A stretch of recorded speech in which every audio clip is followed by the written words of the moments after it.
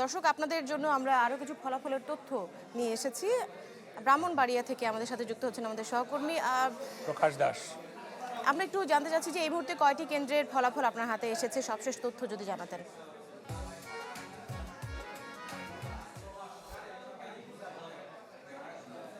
যে দৃষ্টি আজ কিন্তু সকাল থেকে বেশ উৎসবমুখর এবং শান্তিপূর্ণভাবে ব্রাহ্মণবাড়িয়ার ৬টি নির্বাচনী আসনের যে নির্বাচন সেটি কিন্তু সম্পন্ন হয়েছে এবং ভোট গ্রহণ শেষে কিন্তু ভোট গণনা শেষ হয়েছে। তারপর এখন কিন্তু যে নির্বাচনী যে ফলাফল রয়েছে সেটি কিন্তু জেলা রিটার্নিং কর্মকর্তার কার্যালয় থেকে কিন্তু ঘোষণা করা হচ্ছে। তো সন্ধ্যার পর থেকে মূলত এই ফলাফল ঘোষণার কার্যক্রম শুরু করেন জেলা রিটার্নিং কর্মকর্তা শারমিন আক্তার জাহান। তো এখন পর্যন্ত আমরা কিন্তু সরকারিভাবে ৩টি কেন্দ্রের ফলাফল কিন্তু আমরা পেয়েছি। আমরা যদি বলি যে ব্রাহ্মণবাড়িয়া ১ আসনে বিজয়ী হয়েছেন বিএনপি প্রার্থী এম এ হান্নান। তিনি তার প্রাপ্ত ভোট হচ্ছে ৬৭,৭৮৩ ভোট এবং তার নিকটতম প্রতিদ্বন্দ্বী হয়েছেন বিএনপির বিদ্রোহী প্রার্থী এ কে এম কামরুজ্জামান।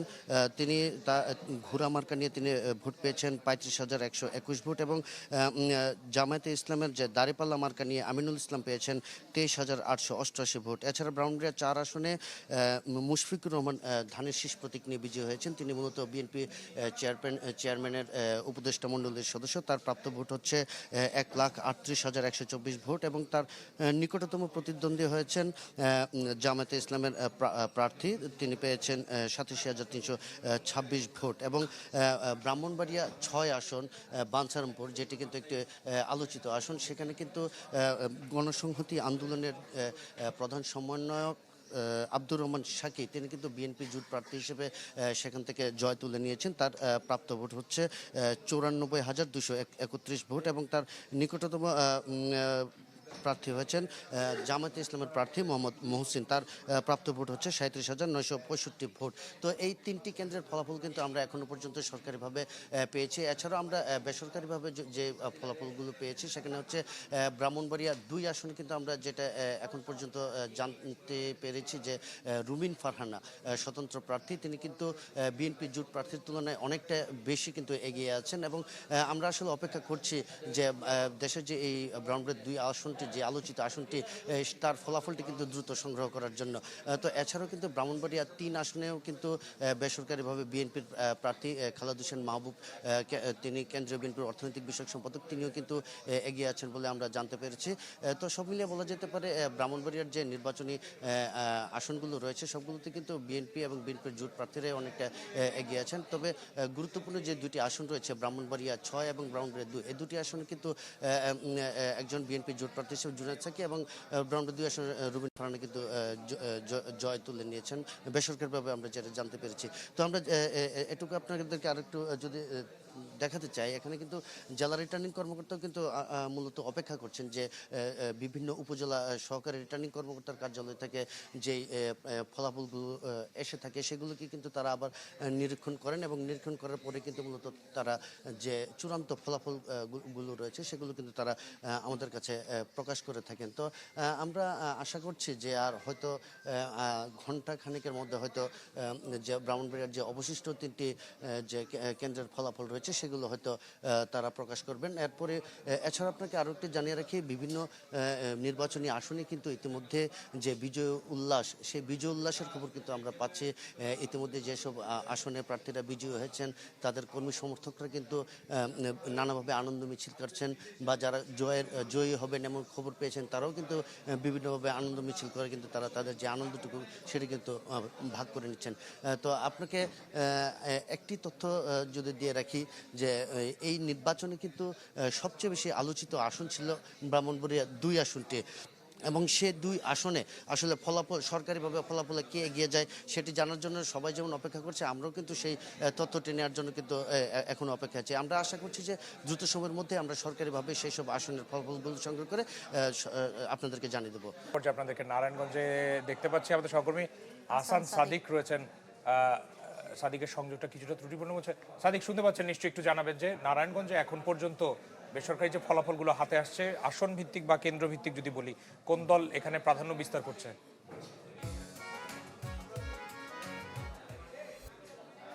গতিতে নারায়ণগঞ্জে যে রিটার্নিং কর্মকর্তা আছে এখানে ফলাফল কিন্তু ঘোষণার ধীর গতিতে হচ্ছে। তো আপনাকে 5টি আসনের তথ্য যদি কিছুটা জানাই, তাহলে জেলা রিটার্নিং কর্মকর্তার সূত্র যদি নারায়ণগঞ্জে 1 আসনের অবস্থা যদি জানি, তাহলে 129টি আসনের ভিতরে 26টি আসনের ফলাফল ঘোষণা করা হয়েছে। এবং এখানে মুস্তাফিজুর রহমান ভুইয়া দীপু, যিনি ধানের শীষের প্রতীকে লড়াই করেছেন, তার সর্বশেষ রেজাল্ট যেটা আমরা জানতে পেরেছি সেটা হচ্ছে 28,046 তার ভোট, এবং তার নিকট প্রতিদ্বন্দ্বী দাঁড়িপাল্লায় আনোয়ার হোসেন মোল্লা, তিনি 17,807 ভোট পেয়েছেন। এবং নারায়ণগঞ্জ 2 কেন্দ্র যেটি আমরা রিটার্নিং কর্মকর্তার সূত্রে সর্বশেষ যেটি জানতে পেরেছি, মোট 118টি কেন্দ্রের ভিতরে 58টি কেন্দ্রের কিন্তু 51টি কেন্দ্রের ফলাফল ঘোষণা করা হয়েছে। এর ভেতরে দাঁড়িপাল্লা পেয়েছে 33,335 ভোট, এবং ধানের শীষ প্রতীক নিয়ে নজরুল ইসলাম আজাদ 53,158 ভোট পেয়েছে। এবং নারায়ণগঞ্জ 3 যেই আসনটি রয়েছে, এখানে মোট কেন্দ্র রয়েছে 210টি।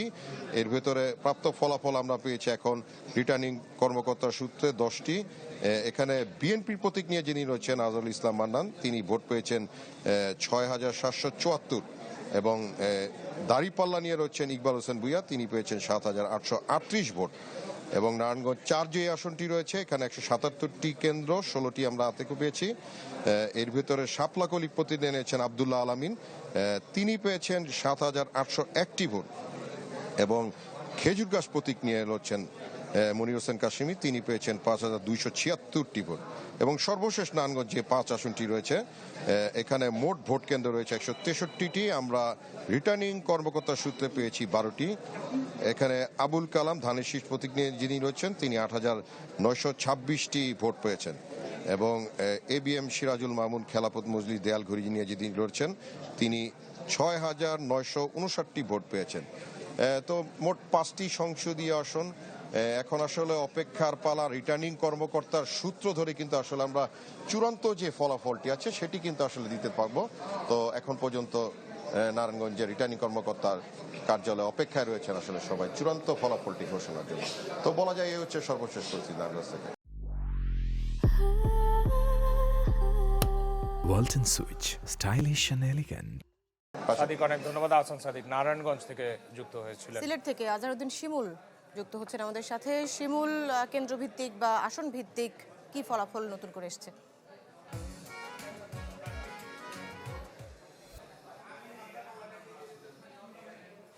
দেখুন, সিলেটের যে 6টি আসনে নির্বাচন অনুষ্ঠিত হয়েছে বিকাল 4:30 পর্যন্ত, এবং আমরা বিচ্ছিন্নভাবে ফলাফল আসলো কিছুক্ষণ আগে সিলেটের যিনি রিটার্নিং কর্মকর্তা রয়েছেন, তিনি 3টি কেন্দ্রের আনুষ্ঠানিক ফলাফল ঘোষণা করেছেন, এবং বাকি যে 3 কেন্দ্র রয়েছে সেগুলো তিনি কিছুক্ষণ পর, অর্থাৎ আধা ঘন্টা বিরতির পর তিনি আসলে ফলাফল ঘোষণা করবেন বলে এখানে ঘোষণা দিয়ে গেছেন। এবং 3টি কেন্দ্রের যে ফলাফল তিনি বলে গিয়েছেন, 3টি কেন্দ্রের মধ্যে সিলেট 2 আসনের যিনি প্রার্থী রয়েছেন তাসসিনা রুজদিল লুনা, তিনি এগিয়ে রয়েছেন, এবং তার নিকটতম প্রতিদ্বন্দ্বী যিনি ছিলেন বাংলাদেশ খেলাফত মজলিসের মুনতাসির আলী, তিনি বিজয় অর্জন করতে পারেননি। এবং সিলেট 3-এর বিএনপি মনোনীত প্রার্থী যিনি ছিলেন মোহাম্মদ আব্দুল মালেক, যুক্তরাজ্য বিএনপির সাবেক সভাপতি, তিনি ফলাফলে এগিয়ে রয়েছেন, এবং তার নিকটতম প্রতিদ্বন্দ্বী ছিলেন মুসলিউদ্দিন রাজু, তিনি রিকশা প্রতীকে নির্বাচন করেছেন।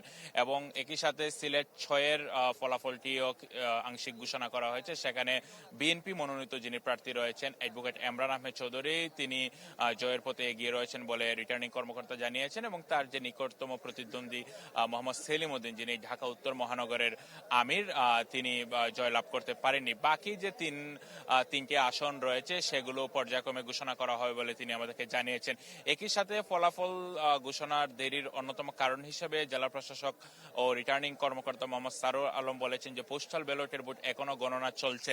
এবং তবে আমরা বিভিন্ন জায়গায় প্রিজাইডিং কর্মকর্তা যারা রয়েছেন বা স্থানীয় পর্যায়ে আমাদের যারা সহকর্মী এবং বিভিন্ন সোর্স থেকে আমরা এখন পর্যন্ত নিশ্চিত হয়েছি সিলেটের যে 6টি আসনের মধ্যে একটি আসন 11 দলীয় জোটের যিনি প্রার্থী রয়েছেন আবুল হাসান, তিনি জয়লাভ করেছেন। বাকি যে 5 আসন সেখানে বিএনপির যারা মনোনীত প্রার্থীরা রয়েছেন তারা জয়লাভ করেছেন। আমি যদি পুরো বিভাগের চিত্রটা দৃষ্টি আপনাদের বলি, যে সিলেটের 19টি আসন রয়েছে, 19টি আসনের মধ্যে একটু আগেই যেটা বললাম একটি আসন অর্থাৎ সিলেট 5 আসনে 11 দলীয় জোটের যিনি আবুল হাসান তিনি জয়লাভ করেছেন। বাকি 18টি আসনে কিন্তু আমরা প্রাথমিকভাবে এখন পর্যন্ত জানি যে বিএনপির যারা মনোনীত প্রার্থীরা রয়েছেন তারা জয়লাভ করেছেন। এবং সিলেট অঞ্চলের মধ্যে অর্থাৎ বিভাগের মধ্যে হেভিওয়েট প্রার্থী ছিলেন সুনামগঞ্জ 2 আসনের শিশির মনির। আপনারা জানেন যে তিনি প্রখ্যাত আইনজীবী সুপ্রিম কোর্টের।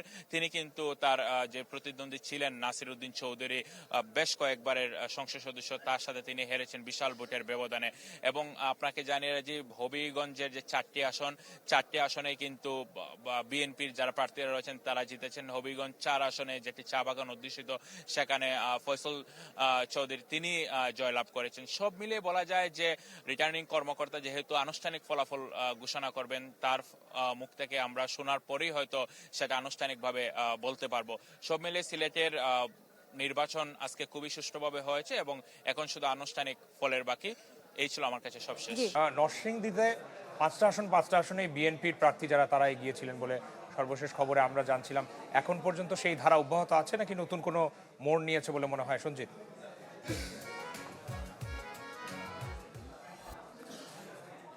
সংসদীয় আসন এবং এই 5টি সংসদীয় আসনের মধ্যে কিন্তু বিগত খবরে আমি বলেছিলাম যে বিএনপির প্রার্থীরা এগিয়ে আছে।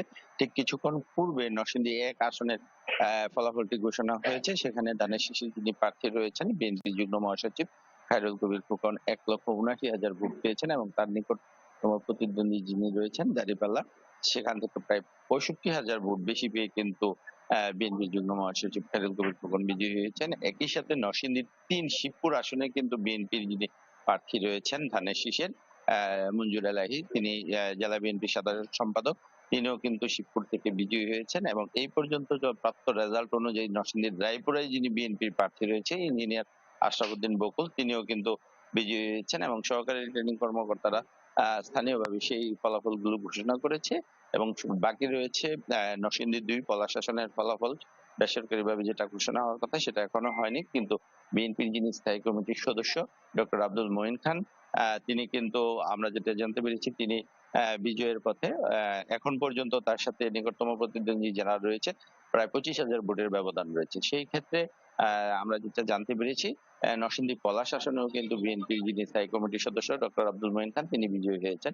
এবং সর্বশেষ নরসিংদী 4 মনুরদি বেলাবাজি আসনটি, সেখানে সর্দার সাখাওয়াত হোসেন বকুল বড় একটা ব্যবধানে সেখানে এগিয়ে রয়েছেন। তা উনি ভোট পেয়েছেন সেখানে প্রায় 1,30,000 থেকে 31,000-এর মতন এবং নিকটতম প্রতিদ্বন্দ্বীর সাথে তারও কিন্তু বড় ধরনের ব্যবধান রয়েছে। সেই ক্ষেত্রে আমরা যেটা অনুমান করছি যে নরসিংদীর যে 5টি আসন রয়েছে সেই 5টি আসনেই কিন্তু বিএনপি তথা ধানের শীষে যে প্রার্থীরা রয়েছে তারা কিন্তু বিজয়ী হবেন। এর মধ্যে তো 3 জন ঘোষণা হয়েছে, বাকি 2 জন যেগুলি ঘোষণার বাকি রয়েছে তাদের ঘোষণাটা আরো কিছু সময় পর চলে আসবে। এর বাইরেও যদি আমি বলতে চাই, দেখবেন যে এখানে রিটার্নিং কর্মকর্তার কার্যালয়ে যেই ফলাফলটি ঘোষণার কথা অর্থাৎ জেলা রিটার্নিং অফিসার যেই ফলাফলটি ঘোষণা করবেন সেখান থেকে এখনো ঘোষণা করা হয়নি। সকল জেলার প্রাপ্ত ফলাফলের ভিত্তিতে কিন্তু এখানে ফলাফল ঘোষণা করা হবে এবং সকল রেজাল্ট পৌঁছানোর পর এখানে ঘোষণা করা হবে। তো এই ছিল সর্বশেষ অবস্থা। রাশেদ।